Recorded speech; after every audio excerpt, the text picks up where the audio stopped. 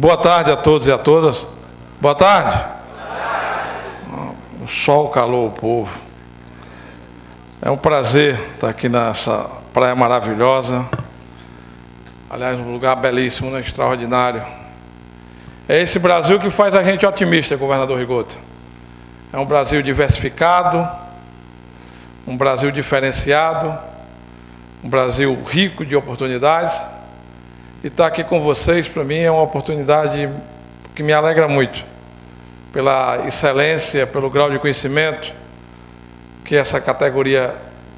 detém. E esse convite que me foi feito pelo Isidro e pela FENAFISCO me envaidece,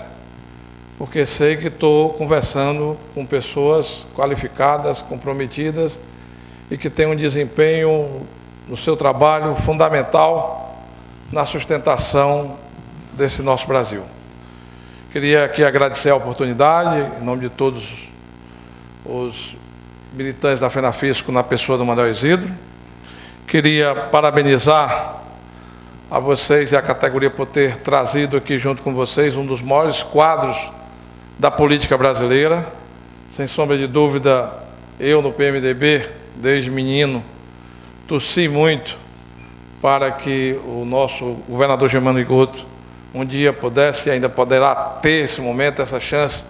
inclusive de ser o nosso candidato à presidência da República. Se depender desse eleitorado, nós também, Rigoto. Queria agradecer e parabenizar toda a mesa na pessoa do Luiz Carlos Feitosa e todos os secretários aqui presentes na pessoa do Marcelo Ribeiro Alves e todas as mulheres na pessoa da professora Fátima Mota. O Brasil, vocês sabem mais do que eu, sempre foi um país de decisões centralizadas. Isso herança da coroa portuguesa, que começou aqui na Bahia, e que nos deu uma formação cultural, política, administrativa, de uma burocracia tamanha, e que muitas vezes é um impeditivo, inclusive, da alavancagem e do crescimento do país. Essa centralização foi um pouco quebrada recentemente na Constituinte, e nosso querido Rigoto estava lá na luta, mas em função, inclusive, do desajuste econômico que nós vivemos no início da década de 90 e o advento do real, foi necessário que nós tivéssemos de novo uma reunificação, uma recentralização, inclusive no que diz respeito à determinação da política econômica do país. E isso foi importante naquele momento para enfrentamento da inflação, para a construção da moeda e para a rearrumação da economia, que se viabilizou tanto na estabilidade gerada no governo Fernando Henrique, como no avanço das conquistas sociais do governo do presidente Lula. Doravante, nós, numa série de erros e de desencontros, adentramos numa crise econômica que estamos vivendo nela. Uma crise oriunda de uma crise política, moral e ética, de um governo que tem muita dificuldade na articulação política e na construção de viabilizar, inclusive, políticas públicas capazes de dar sustentação até as conquistas sociais que nós tivemos. E é dado um momento em que nós precisamos construir alternativas. E eu tenho percorrido o Brasil com a missão exatamente de fazer entender o que poderia ser, no Pacto Federativo, essa reorganização. A construção de uma nova roupagem, de uma nova interligação entre os entes federados, municípios, estados e governo federal, para que nós possamos exatamente construir uma alternativa ao modelo centralizador e ao momento crítico de descrédito, de desconfiança, de falta de credibilidade que nós estamos vivendo no país, que contamina também os entes federativos. E eu não tenho dúvida que esses entes poderão ter um papel significativo, inclusive, na retomada do desenvolvimento econômico. Eu estou convicto que hoje o governo federal não reúne forças e capacidade de dar ao Brasil uma retomada de crescimento e de desenvolvimento, porque o aprofundamento da crise ainda se dará de forma pior do que o que nós já vivemos. Os reflexos das medidas econômicas, os reflexos dessa política de ajuste fiscal que só corta e só arrocha, vão se dar exatamente a partir desse mês de agosto, com o aprofundamento do crescimento do desemprego, com o aprofundamento da volta do arrefecimento da inflação e da carestia, e o pior dos mundos para o governo, que é, inclusive, o reflexo disso na queda da arrecadação, em função da diminuição do tamanho da própria economia. As perspectivas, inclusive, para o crescimento do PIB desse ano, cada vez que são refeitas, são para um saldo negativo cada vez a maior, o que vai prejudicar ainda mais a arrecadação que nós vamos ter doravante. E vocês entendem muito mais dessa matéria do que esse pobre conhecedor e andador pelo Brasil afora. E isso tem facilitado o debate no sentido de buscar uma compreensão, uma construção política de convencimento de prefeitos, governadores, que nós inclusive convocamos a Brasília, porque a comissão começou na Câmara e posteriormente contaminou o Senado também. O senador Renan Calheiros trouxe para o debate do Senado o Pacto Federativo, fez uma reunião com 21 dos 27 governadores do Brasil, onde todos, com o mesmo discurso, uníssonos, clamavam por uma alternativa capaz de fomentar para os estados e municípios uma luz, um alento de reanimação, porque o aprofundamento da crise e a incapacidade, inclusive, de dar continuidade aos projetos estruturantes que tinham sido iniciados, fez com que acendesse a luz vermelha. E é exatamente nesse debate, nessa crise momentânea que nós estamos vivendo, que nós estamos tentando construir a alternativa. E diferentemente do pensador que o Isidro colocou, que reforma tributária se faz na bonança, eu acho que eu estou para o lado dos chineses. Os chineses dizem que crise é oportunidade. E é na oportunidade que a gente tem condições de se reestruturar, de reformatar, inclusive de fazer o enfrentamento necessário ao poder centralizador que o governo federal sempre teve em Brasília. Eu acho que o momento que o próprio Congresso Nacional, em que o Poder Legislativo busca uma alternativa, e dentro dessa construção ninguém pode negar que foi muito importante a conquista do orçamento impositivo, porque deu uma carta de alforria, deu uma liberdade, deu uma certa independência para que o poder pudesse, inclusive, fazer esse enfrentamento, fugindo um pouco daquela máxima do toma lá da cá, ou da oração de São Francisco, do que é dano que se recebe, em que o parlamentar, muitas vezes, tinha que entregar o seu voto ao governo em função da liberação das emendas parlamentares, no verdadeiro exercício de humilhação e de subserviência.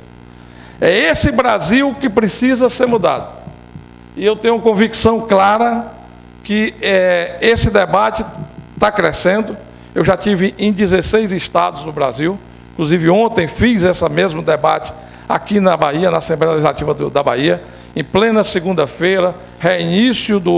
das aulas do semestre do ano legislativo. A Assembleia estava com o auditório lotado e vários parlamentares debatendo a mesma coisa, para você ter a compreensão de como isso pode ser uma tábua de salvação e uma oportunidade para essa mudança.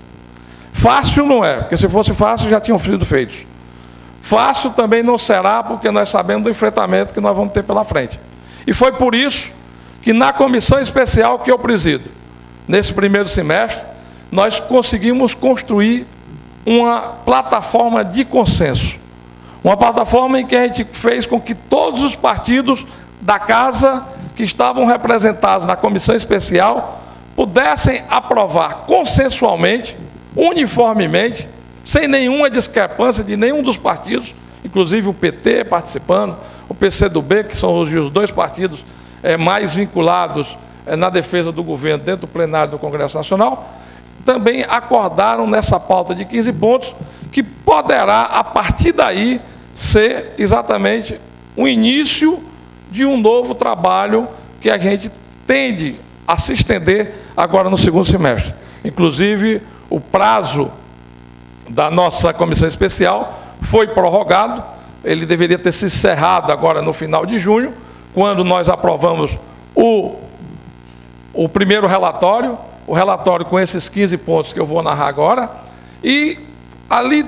poderia ter se exterminado, inclusive, a comissão, porque ela não é permanente, ela é temporária, em função de fazer a pauta dos pontos que irão à votação em plenário. Mas o presidente Eduardo Cunha postergou por mais 40 sessões, o que vai dar para cumprir o calendário de todo o segundo semestre, e o nosso intuito é exatamente aprofundar, inclusive, temas que são fundamentais hoje, como a questão da Previdência, em que os estados e municípios, na descentralização da Previdência, estão pagando uma conta pela falta da compensação, pelo tempo de serviço que esse recolhimento foi feito ainda na época do INAMPS. Então, essa busca da construção de uma compensação, a busca, inclusive, de um tema que vocês poderão ter uma contribuição, poderão dar uma contribuição muito grande, que é a reformulação do Código Tributário Nacional. Um código tributário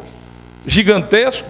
muitas vezes até de ações concorrentes, muitas vezes impeditivo até do crescimento da competitividade do país no mercado internacional, e a gente espera que até o final do semestre a gente possa, na conclusão aí de fato dos nossos trabalhos na comissão, ofertar ao país, inclusive, uma alternativa da revisão desse Código Tributário, que poderá, inclusive, ser um grande incentivador para o crescimento econômico do nosso país. E nesses 15 pontos, nós tivemos a preocupação, primeiro, de não focar única e exclusivamente em cima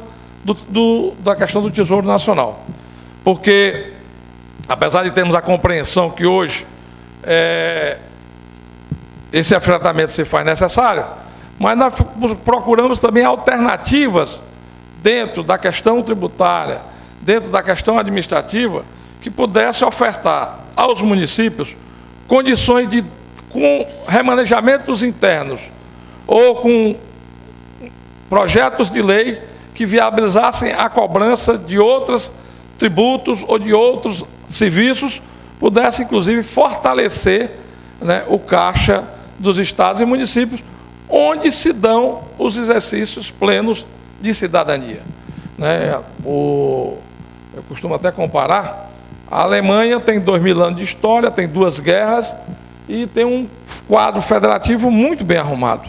Porque na Alemanha, inversamente do nosso aqui, quem arrecada os tributos são os estados e municípios e que transferem os recursos para o governo federal para que ele possa administrar o país. E, inclusive, retém na partida já 50% de tudo que é arrecadado e ofertando uma qualidade de serviço diferenciada dos demais países do mundo. O Brasil não tem condições ainda de ter uma distribuição tributária como essa, mas eu acho que a gente tem condição de, na política do momento, fazer o enfrentamento e fazer os avanços necessários. Então, dentro desses 15 pontos, o primeiro foi um remanejamento interno, em que se aumenta, dentro daquilo que é referente ao IPI, o percentual de 10% para 12% dos recursos para os estados e municípios, limitando ao máximo de 16,5%, porque hoje, inclusive, o estado de São Paulo, dentro da distribuição dos recursos do IPI, fica com mais de 20% com relação a essa distribuição. E também, dentro desse remanejamento, você avança na pauta do que é referente à participação dos estados no bolo do que é arrecadado no IPI. A outra questão que também foi colocada, que inclusive é a reivindicação dos governadores, é o aumento do FPE, na mesma base do aumento do FPM que nós fizemos no ano passado. Inclusive, eu fui o relator da matéria, né? Nós fizemos o aumento de 21,5% para 22,5%. O governo estava, de 22% para 23,5%, desculpa, no FPM, e estamos fazendo agora de 21,5% para 22,5% dos estados, porque o governo estava reticente na medida em que os prefeitos fizeram uma mobilização muito grande, tinham tido uma garantia de um acordo que foi feito para fazer a votação, do qual eu participei, em que 0,5% seria liberado agora no meio do ano de 2015, 0,5% em 2016, e a partir de 2017 faria parte já do conjunto das liberações das transferências do FPM. Acontece que aqui, né, pela primeira vez, a gente enfrentou a lei da aritmética que a gente aprendeu no primário, e eu sou do tempo do primário, em que dizia que a ordem dos fatores não altera o produto.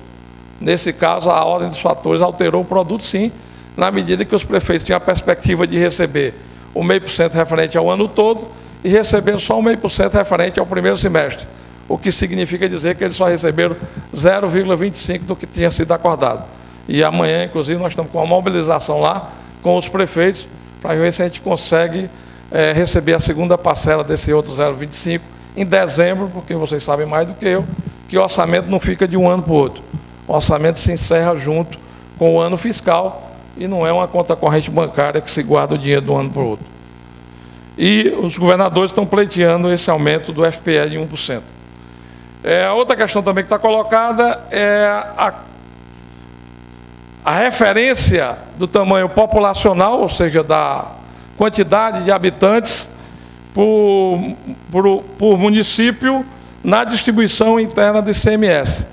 Os municípios que têm uma maior densidade populacional estavam pagando um preço per capita de ter uma referência a menor do que os municípios menores. Então, o indicador que o peso da população também se virá como referência na formatação da cota da distribuição interna, também será relevante para, principalmente, formatar e dar a esses municípios uma maior fonte de recursos. A outra questão diz respeito a uma coisa muito particular nossa lá do Nordeste, é que nós estamos sem política de irrigação há mais de 15 anos. E é uma demonstração clara que, quando feito com competência e feito com qualidade, é uma atividade que tem dado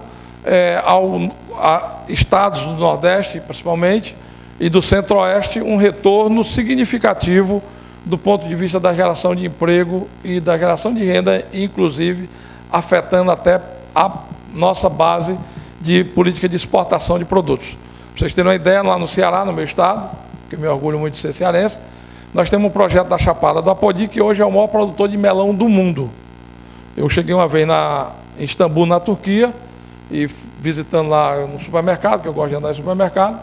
estava lá um melão, eu fui lá ler, lá estava lá, made in Brasil, made in Ceará, made in Quixeré. E eu fiquei todo orgulhoso, feliz da vida, porque tinha um produto do meu Quixeré lá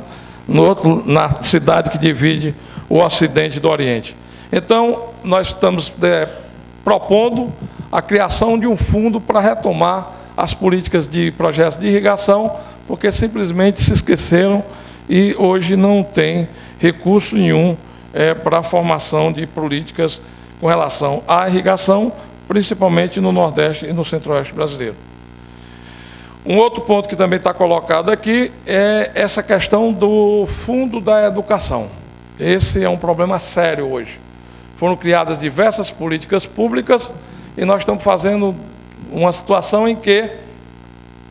o governo que estimulou a construção das creches, o governo que cria a política nacional do piso salarial do magistrado, que deve existir, que é importante que exista, que seja reconhecido, que é importante que receba bons salários,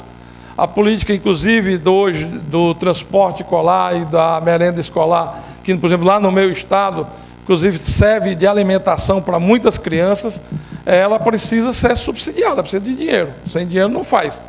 E hoje, para vocês terem uma ideia, a média de recursos transferidos, no caso da merenda escolar, chega a ser a 1/3 do valor do que representa, de fato, a valor real, a compra dessa própria merenda. Há casos, inclusive, de prefeitos que diminuíram o ano escolar porque não tem condições de sustentar a merenda e o transporte escolar. Então, nós estamos criando aqui uma forma de que haja um complemento em 30% dos recursos destinados a essa finalidade específica no que diz respeito ao custeio da educação, porque da forma que está, né, tá inviabilizando, inclusive, sexta-feira agora, lá no Ceará, a presença, inclusive, do ministro Levi lá, e os prefeitos pararam. Dos 184 municípios, 121 paralisaram suas atividades, ficaram só com os hospitais funcionando precariamente, porque não tinham condições e queriam demonstrar politicamente a dificuldade que estão tendo para a manutenção da administração municipal. Outra questão também que está colocada, que esse debate vem desde muito tempo, inclusive foi uma proposição do senador José Serra, que é a questão do PASEP. Porque com a descentralização da Previdência e com essa falta de política de compensação, ainda hoje a União retém algo em torno de um percentual que pode chegar, segundo o levantamento feito pelo senador Zé Serra, ao valor de 4 a 5 bilhões de reais por ano, na parcela do PASEP, a título de PASEP.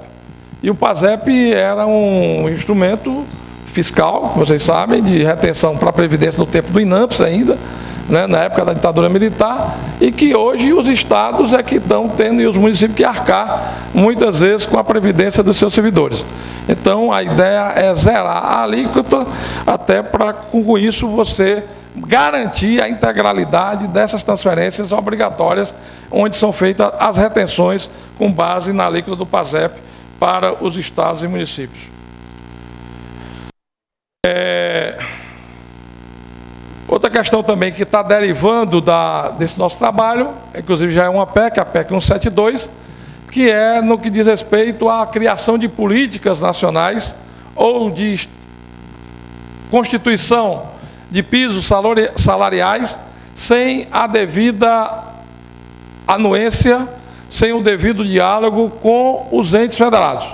Então, a partir de agora, com base na PEC 172, o governo federal e nem o Congresso Nacional pode criar despesas para estados e municípios sem ter